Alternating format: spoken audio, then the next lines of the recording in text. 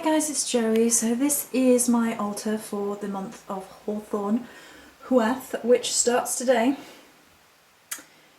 So I had a completely different altar in mind and it didn't work at all and I didn't feel right about it, so I completely redid it, and the Hawthorn altar has come out to be very interesting indeed. I'm just going to read you a couple of meanings for the hawthorn, for the Ogham. So it is to do with love, the heart, releasing blocked energy, protection, preparation for spiritual growth. It's also related to the Fae, being one of the 3 trees betwixt which entrances to the Fae realm or possibly the Celtic otherworld realm can be found.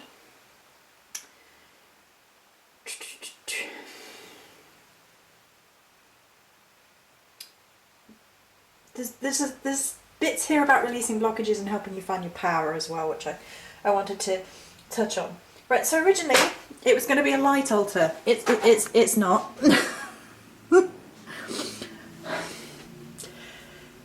If this isn't a sensual altar, I don't know what is.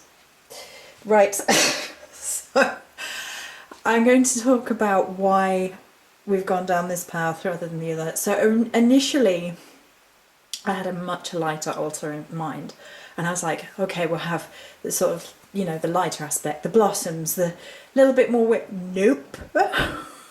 Morrigan got involved with this and was like, nope, redo it. And I was like, okay, all right, okay. And so basically, because Hawthorn is the Ogham, the tree which I work with, the Morrigan energies, she was just all up in it, and it was very sensual, very feminine power source, very root chakra, very blood and battle in the naughtiest possible sense.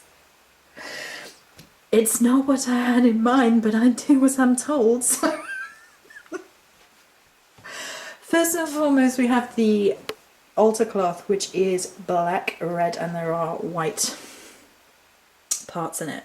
This is a rose-based altar cloth, and I sort of tied in between roses and the hawthorn energies because I've done a whole video about rose energy and how we sort of tend to think it's one thing and it actually can be a lot more than that. And I think that's really what this was all about. This hawthorn energy came through like, we're taking no prisoners. We're going to be dark fae, as in sexual naughty fae that, you know, kidnap mortals and have their way with them. So I was just like, all right, let's do it. So black, white and red are actually colours of hawthorn as well as the Morrigan, so they sort of interweave on a colour theme. So in the centre we have a ring of Moonstone around the centrepiece, which is the same as it usually is. I've added a couple more feathers to the mother aspect because we're now moving into, you know, mother energies rather than maiden energies. So the crow feathers sort of represent that we have moved past maiden into mother energy by having more feathers, you know, more fleshed out. The Moonstone is one of the stones associated with the hawthorn. The one that's most commonly given is topaz, which A, I don't have any, I don't think, and B, I'm not keen on it. So Moonstone it was, and if you know me at all, you know that it has to be rainbow moonstone. Right, I'm going to try and get a piece with a flash in. Let's have a look. Hang on a minute. These are not the greatest rainbow moonstones. They're pretty, but the flash is a bit... Oh, come on, there must be one with a bit of a flash. Ah, right, okay. Come on then. Come on, little crystal. Shine for me. I don't know if that's coming out at all, probably not. Anyway, rainbow moonstone has the blue flash through, and similar to labradorite, it gives it a more mystical, magical meaning. Hawthorn is probably one of the most magical trees for me personally. The Ogham is all about unblocking things, right? So removing obstacles. And what can really inhibit magic is the blockages we place on ourselves or others try and place on us. So from a magical perspective, it works really well. I really like having the extra ring of white, so it just sort of picks out amongst all the black and the red. The white is still very much there, and most of the hawthorn blossom right now is white, so it fits with the energy of the tree and the visual of the tree as well. So another thing that's changed is the spirit candle is now Morrigan's triple spiral beeswax candle. I had removed that off the Morrigan altar felt a while back because it wasn't gelling with the overall theme of the current Morrigan altar. And the spirit candle that was purple and right there went for a walk and fell off the altar and smashed. So I took that as a sign that Morrigan is now taking over both altars, whether you like it or not, Joe, and placed her triple spiral there with the little star. So then we have the goddess offering bowl in the corner. There's the air elemental, fire elemental, water elemental, earth elemental, Morrigan statue of offering, Morrigan plaque. We have the amethyst point and the amethyst bowl to sort of represent the masculine and the feminine within one another as well, because I place them in such a way that it represents the female in the male and the male in the female, as you should know by now if you've watched any of these videos. Oh, and a power cauldron at the front.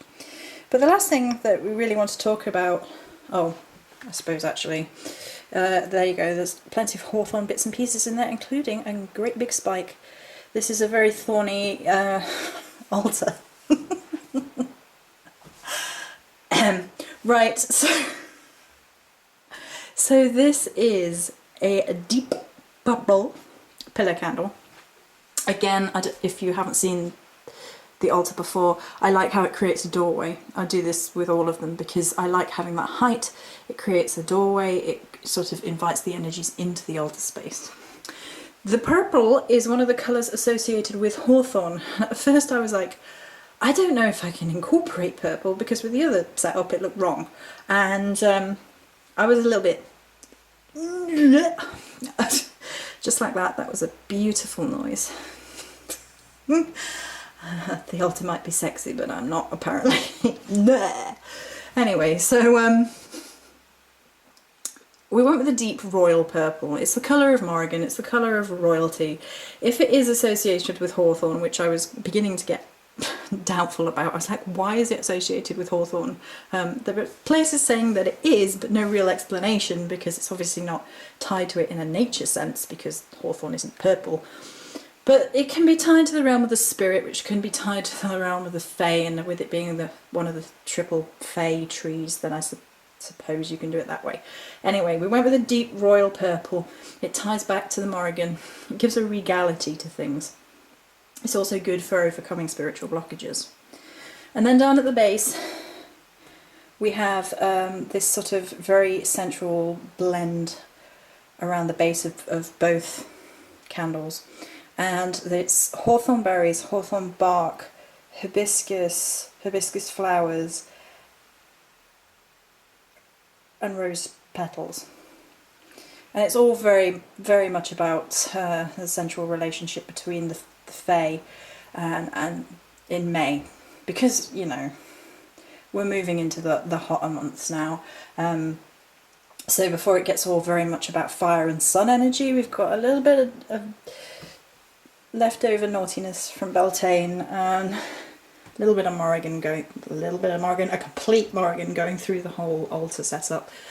So it's just a little bit punchy. I'm happy how it's come out in the end. I was tearing my hair out when it wasn't working. I was like, oh no, what's going on? And usually when that happens to me, it's like direct interference, because usually I have a really good idea of what I want in my mind, and this time it was like, nope.